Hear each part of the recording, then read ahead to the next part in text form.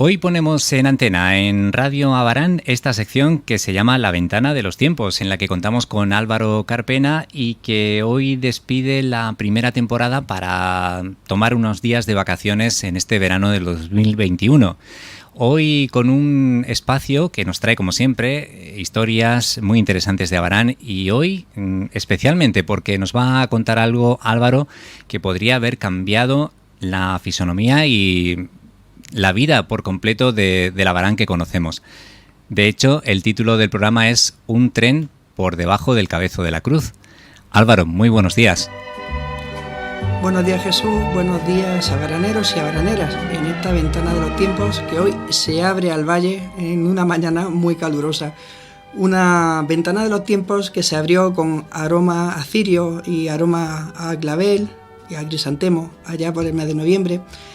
Pasamos la Navidad, hicimos unos especiales sobre Semana Santa, pero el tiempo fluye como la vida, cada segundo ha pasado rapidísimo y hoy nos encontramos al final de esta primera temporada. Hablábamos la semana anterior sobre el trazado ferroviario entre Albacete y Cartagena y alguna que otra anécdota, hay que decir, bastante triste y trágica, ya que nos centramos en aquella parte de la historia más interesante ante los ojos del abaranero de 2021. Nos centramos en aquellas crónicas de aquellos fallecimientos, descarrilamientos, que de alguna manera conserva actualmente la esencia del Abarán que fue. Sin embargo, como ha comentado Jesús al comienzo de este programa 34, nos encontramos que la apariencia de Abarán, los apellidos que actualmente existen, los establecimientos, el esplendor comercial y sobre todo nuestro paisaje y nuestro día a día pudo cambiar muchísimo a finales del siglo XIX. Y es que hoy vamos a analizar en profundidad una memoria que con 225 páginas sería elaborada por el ingeniero jefe del Cuerpo de Caminos, Canales y Puertos, también profesor de la Escuela Superior de dicho cuerpo, don José Almazán, al cual la monarquía le encargó que hiciese un proyecto para el feliz comienzo y feliz término de lo que sería la actual línea que une Albacete con Cartagena. Todo, como vamos a observar hoy, todo un desafío técnico y sobre todo a nivel de ingeniería. Sabemos que don José Almazán escribió una primera memoria que antecede a la que tenemos hoy. Esa primera memoria la presentaría en el año 1852 y tras unos 5 años de reposo y de letargo, de nuevo se le sería encargada otra memoria, concretamente en el año 1857, en la cual tendría que abaratar costes, cambiar trayectos y sobre todo hacer un trazado bastante diferente con respecto al original. Esta memoria la presentaría en el año 1857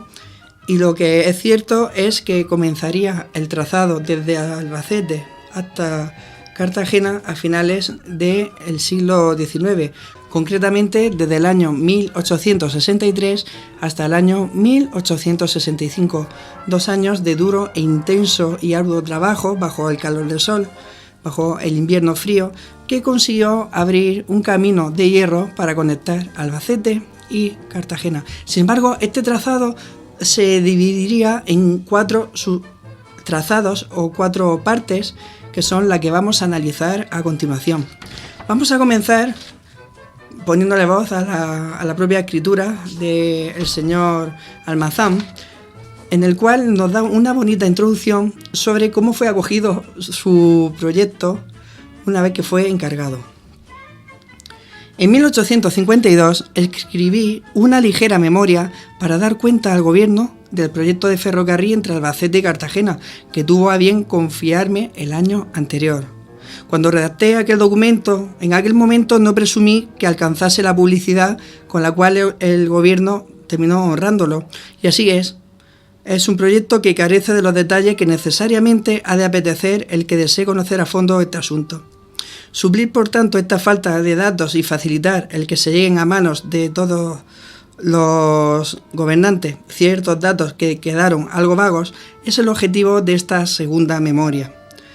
De hecho, antes se tacharía mi trabajo de escaso a nivel de números y ahora podrá tachárselo de prolijo en demasía de números, y es que todo está calculado de manera compleja e intrincada dentro de la economía española.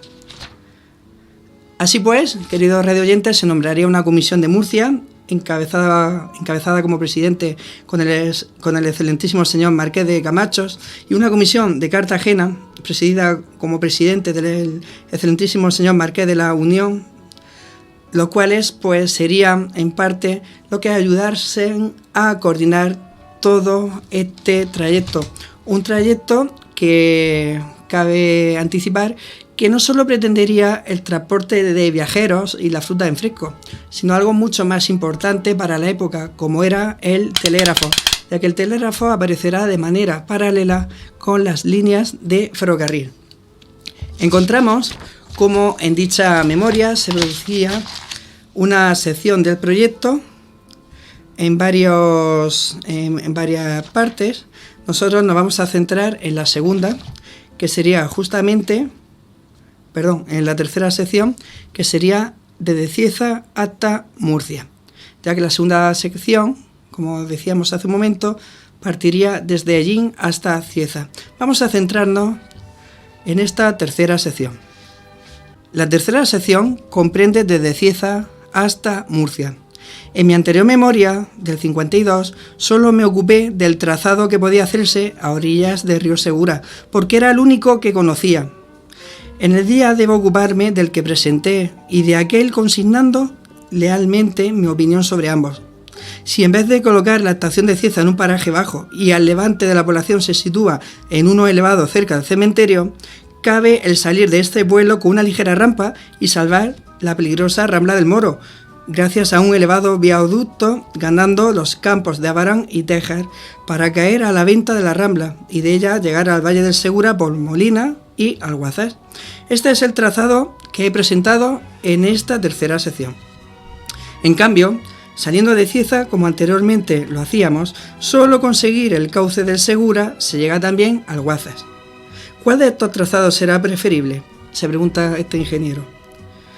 El que he presentado es más fácil en su ejecución, quizás también de menos coste y de mejor salida para Hellín, pero tiene la desventaja de ir por terrenos completamente estériles e inhabitados, de dejar la población y la riqueza a legua y media de la vía, de tener mayores pendientes y de ser mucho más largo y alejado.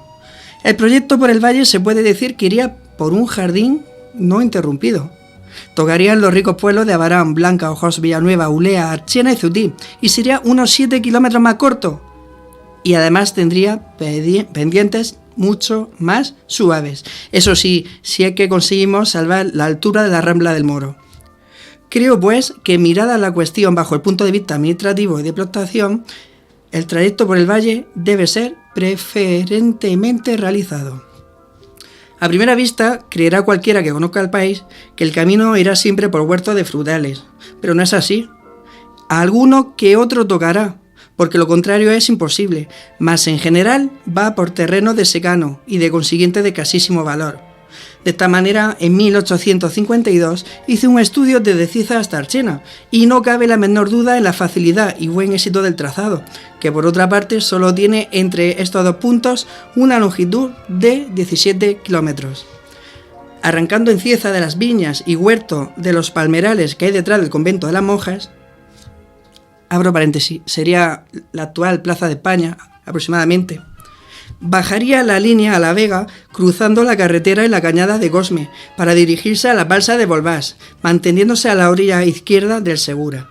Así se llegaría por un terreno no muy bueno y en su mayor parte yesoso a las inmediaciones de la Rambla del Moro, con un puente que debería tener de 7 a 8 metros de altura. Y el Cabezo de la Cruz o de las Canales, inmediato al pueblo de Abarán, también en consecuencia debería disponer de un pequeño túnel de unos 140 metros de longitud, atacable por sus dos bocas y por galerías laterales, pero no por pozos.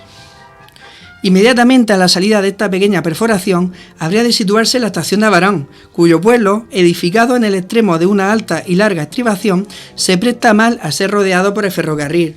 Y hay que llevar este por debajo de aquel, a merced de otro pequeño túnel de otros 150 metros de largo, abierto en tierras arcillosas y con la insignificante carga de 20 a 25 metros para sus pozos. Quizás haya a quien le parezca algo peregrino esto de pasar los ferrocarriles por debajo de los pueblos, pero la idea no tiene el mérito de la novedad, porque en el extranjero son muchos los ejemplos que podrían citarse de ferrocarriles, que unas veces van a la altura de los tejados de las casas y otras por debajo de las poblaciones, como sucede en Liverpool, Edimburgo o incluso en Suiza o París.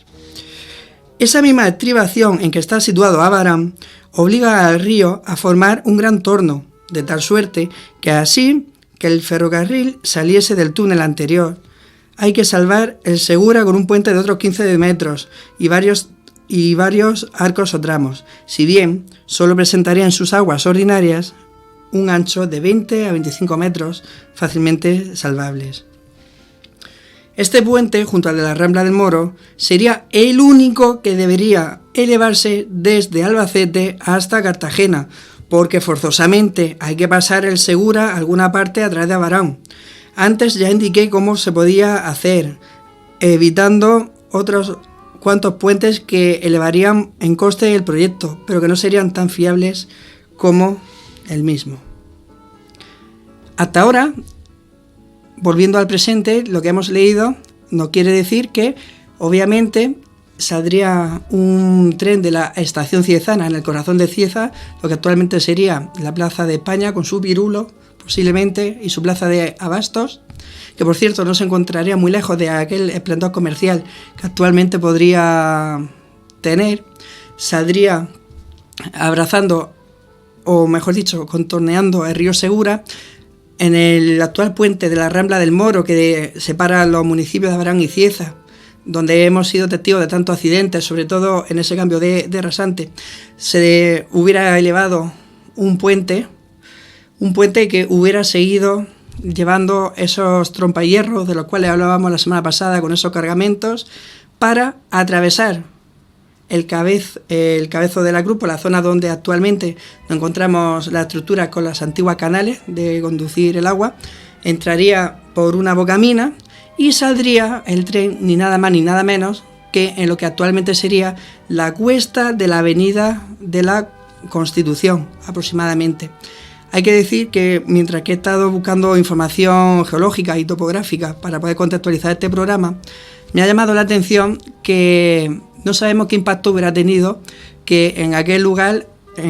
apareciera un tren por una boca. Eso sí, saldría por otra boca, dirección hacia las Morzaletes, posiblemente hasta la zona donde se encuentran los huertos del Colegio San Pablo, para seguir por el Soto de Damián hasta Blanca. Pero realmente lo que sabemos a día de hoy es que la Avenida de la Constitución es una falla tectónica, lo cual, dada a su proximidad a la corteza terrestre, si bien no depende tanto del peso, según la información que he estado buscando, lo más peligroso de los trenes viene a ser la vibración. No sabemos hasta qué punto esa carga y ese paso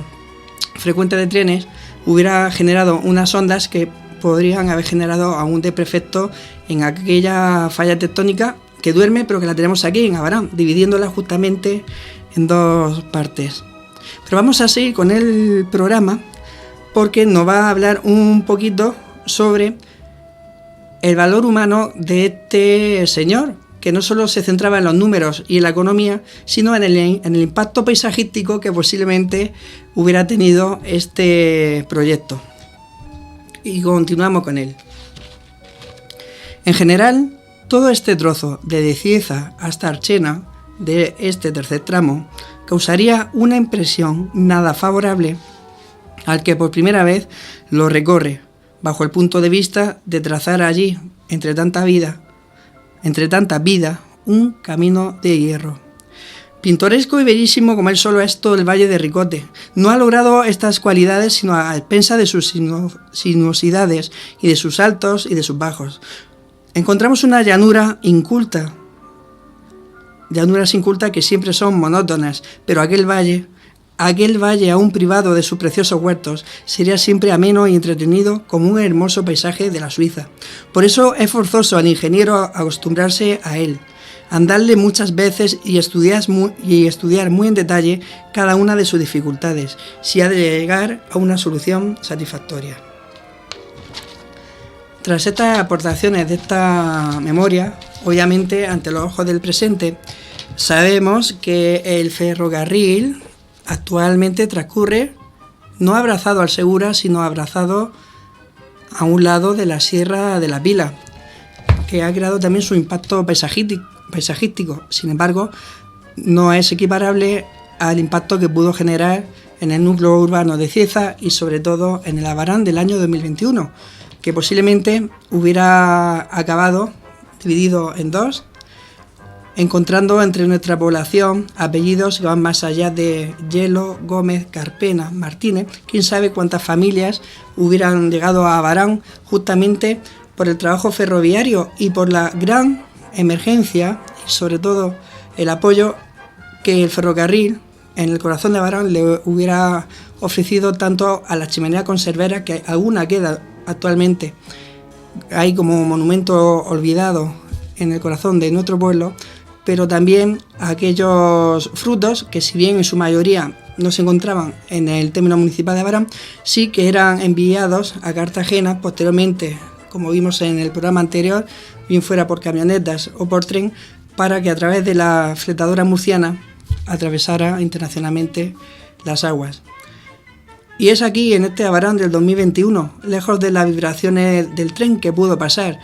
lejos de aquellas anécdotas o tristes recortes periodísticos que perfectamente pudieron la semana pasada haber acontecido sobre accidentes, no en el tramo de ferrocarril de la estación de Blanca Abarán, sino tristemente qué pudo haber sucedido en nuestro pueblo con aquellas fallas tectónicas y aquellos movimientos de trompahierro.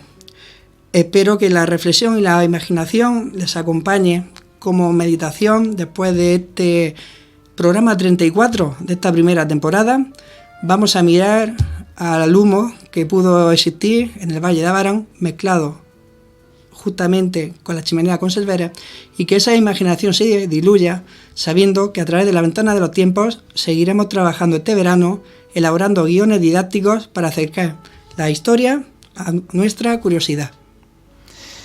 Muy bien, pues Álvaro, nos ha encantado esta primera temporada, que así consideramos los espacios que hemos tenido de la ventana de los tiempos, y te emplazamos a ya cerca de las fiestas a retomar esta ventana que nos seguirá trayendo muchos recuerdos de Abarán. Y si Dios quiere,